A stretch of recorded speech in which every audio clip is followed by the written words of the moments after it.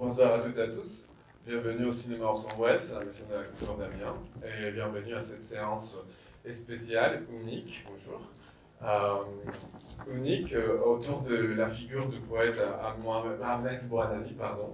Et je suis ravi, c'est une séance qu'on a pensé un partenariat avec plein de gens, avec le Festival de film d'Amiens. Je salue donc Marie-France Aubert, la directrice artistique du festival, avec le conservatoire aussi régional, André Dion, ici présent, avec la université, le PJB, Marie-Claude Boutier qui va représenter et présenter mieux que moi la séance, et aussi avec Touda Bonami, qui est réalisatrice, plasticienne, et aussi par ailleurs la fille du poète à qui on rend hommage aujourd'hui, et dont on va regarder un film. Mais en tout cas, on va vous expliquer ça d'une manière beaucoup plus détaillée, puisqu'on a des petites surprises pour cette séance. Je vous souhaite très très riche et enthousiasmante, et je laisse la parole à qui?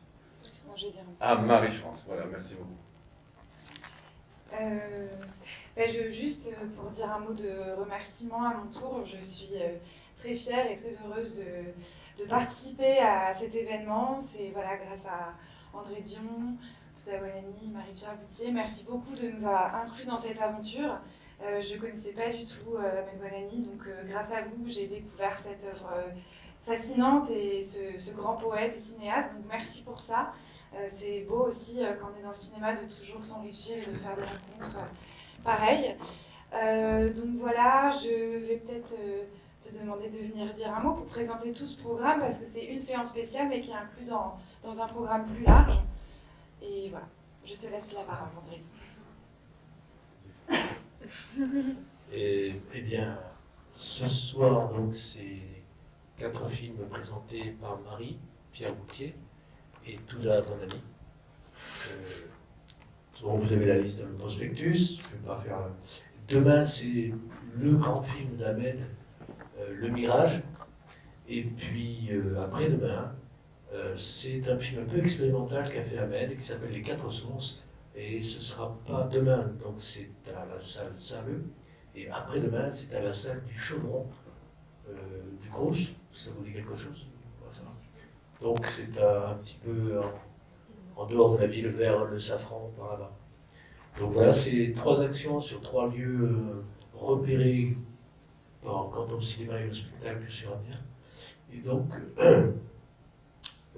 voilà, et puis évidemment, cette action a débuté par un spectacle qui malheureusement est passé, donc c'est trop tard.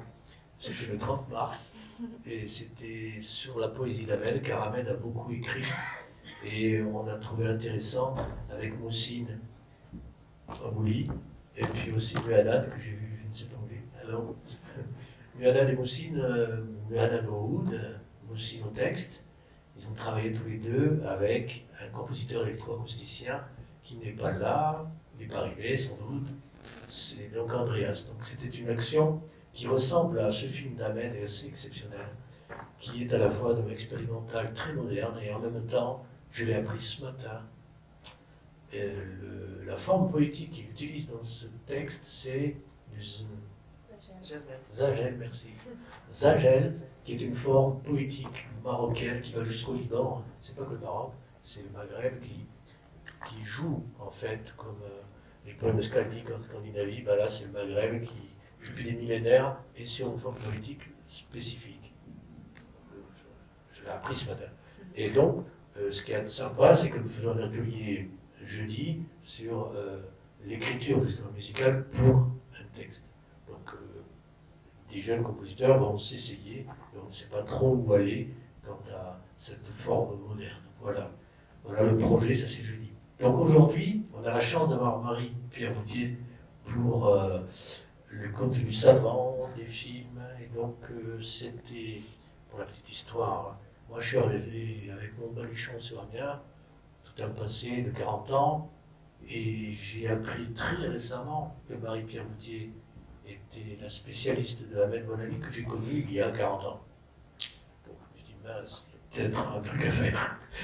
Et puis j'ai appris qu'elles étaient amies avec Touda, et donc je dis, bah là, trop top. Et puis le FIFAM, tout le monde m'a dit, mais André, elle a un excellent festival d'Amiens, international, tu peux pas, donc cette synergie s'est faite progressivement avec Lucas pour ici, Boris aussi. Boris pour Saint-Leu, et puis Dominique Sabrem pour le course. Donc c'est une espèce de, voilà, ça nous a tous dépassés, pourvu que ça dure. Voilà, bonne soirée. Merci. Oui, je vais aussi vous remercier vraiment beaucoup, Marie-France, André, d'avoir rendu possible cet événement, cette rencontre, parce qu'effectivement, comme tu le disais, André, c'est cette espèce de coïncidence improbable de tous ces Guadagniens sur Amiens.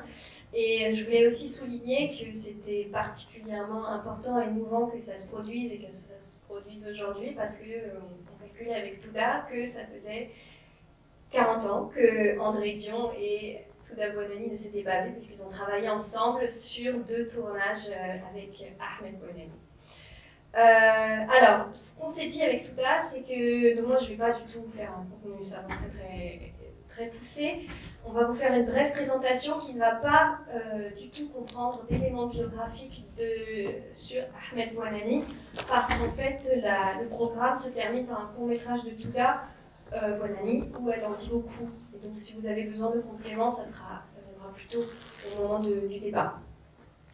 Ce qu'on voulait plutôt vous faire en guise d'introduction de cette séance qui comprendra donc 4 courts-métrages, c'est d'abord vous donner quelques éléments contextuels que je vais laisser Touda expliquer parce qu'ils sont très importants pour comprendre les œuvres que vous allez voir ce soir.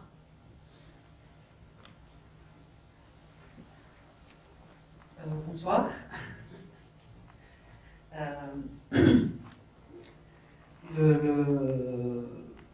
Les films que vous allez voir d'Ahmed Bouanani commencent de 66 à 71.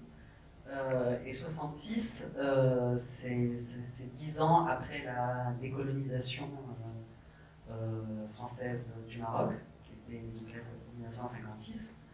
Le centre cinématographique marocain a été créé en 1944 sous la colonisation française, mais la production principale était française.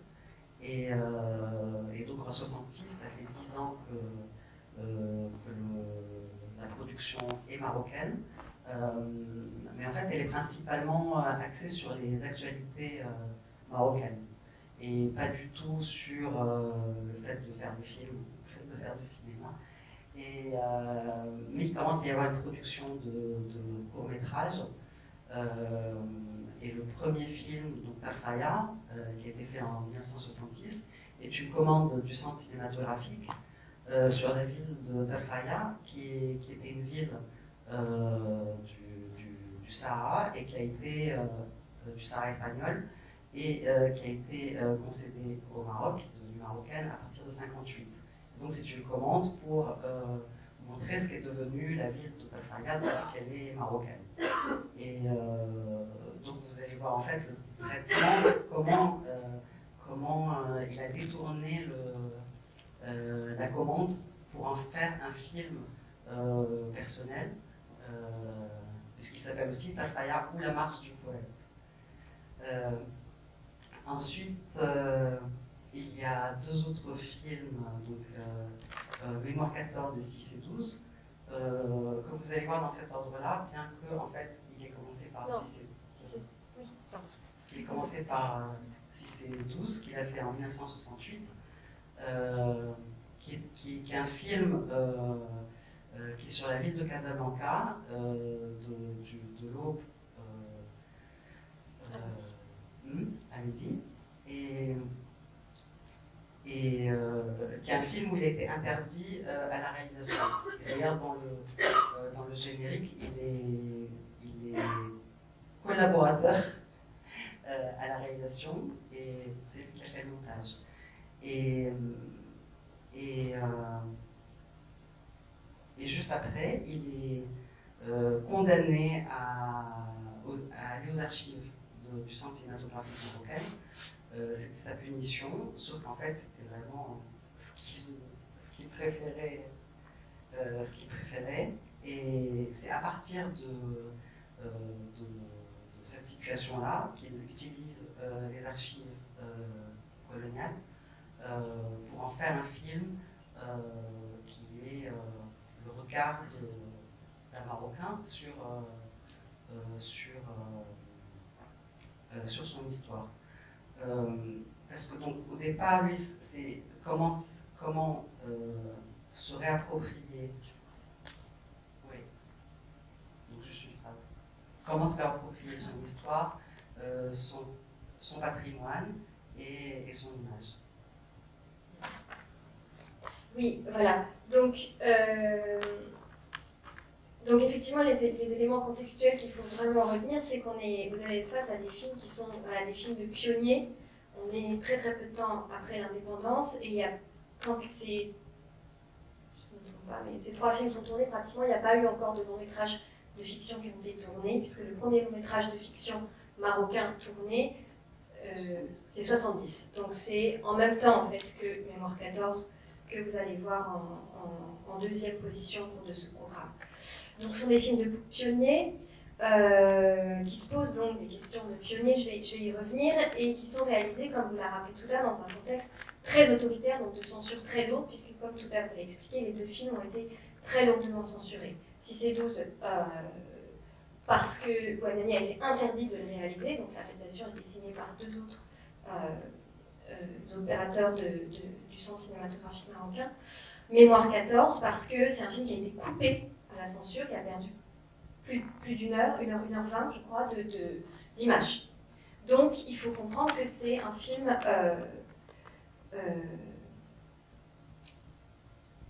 amputé, partiel, que vous allez voir. Et donc ces œuvres-là, dans ce contexte-là à la fois autoritaire, donc qui empêche les expérimentations, et décoloniales, où ces cinéastes qui rentrent, qui sont très bien formés, qui rentrent de leurs études à Paris ou dans d'autres grandes écoles de cinéma, ils rentrent avec des grandes ambitions en fait pour décoloniser le cinéma, pour ce cinéma à décoloniser, et ils se heurtent à ces difficultés que pose le contexte autoritaire. Et on vous a proposé ces 3 films-là parce que voilà, ce sont des œuvres qui expérimentent des manières de décoloniser l'écran, de raconter l'histoire, de remettre en image l'histoire du Maroc, le patrimoine marocain, l'histoire marocaine. Vous allez le voir en particulier en travaillant beaucoup sur le montage. Vous allez voir que ce sont 3 films qui proposent chacun à leur manière des expérimentations sur le montage des images d'archives, le remploi des images d'archives en particulier pour Mémoire 14, mais aussi sur la bande-son. Vous allez voir qu'elle est très composite, qu'elle remploie des musiques existantes, qu'elle compose des musiques assez... André en parlera mieux probablement pendant le débat, assez expérimental et avant-gardiste. Un travail sur la voix off aussi, sur laquelle je vais revenir tout de suite après. Et en même temps, tout ce travail sur le montage, la bande-son, le remploi d'archives, la voix off, la poésie,